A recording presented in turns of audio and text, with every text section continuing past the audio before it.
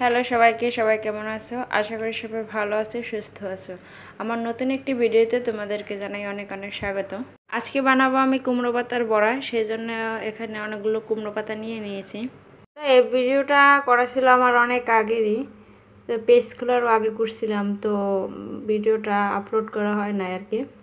আর এই রেসিপিটা তো কম বেশি সবাই জানে, যার জন্য ভাবলাম যে কি একটা ভিডিও আপলোড করব, মানে এই করে করে আর আপলোডটা করা হয় না।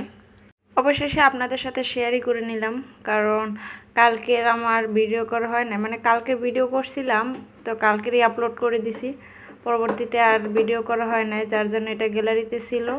ভাবলাম যে আজকের তাহলে এটাই আপলোড করি। তো যাই হোক, কালকে রাত্রে আমি ডাল আর চালগুলো ভিজিয়ে রাখছিলাম, তো আজকে সেটা বেটে নিয়ে তারপরে এর ভিতরে কাঁচামরিচ, পেঁয়াজ, হলুদ, লবণ এগুলো দিয়ে ভালোভাবে মেখে নিলাম।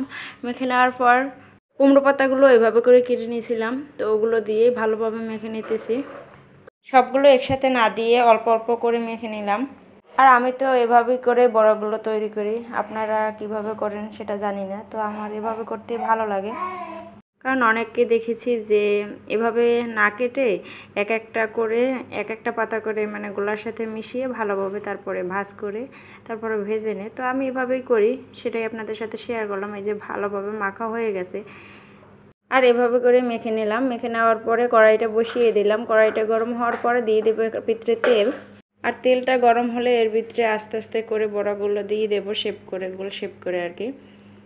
আর এই তো এগুলো গোল শেপ দিয়ে তারপরে আমি তেলের উপরে দিয়ে দিলাম।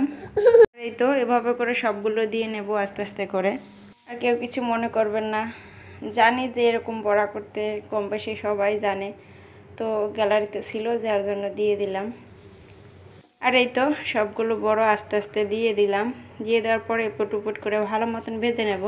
আর আমার একটু ভাজাটা এক পাশ বেশি হয়ে গেছে, কারণ বাবু বলেছিল, ওকে নিয়ে মানে তাড়াতাড়ি করে উল্টাতে পারিনি, যার জন্য।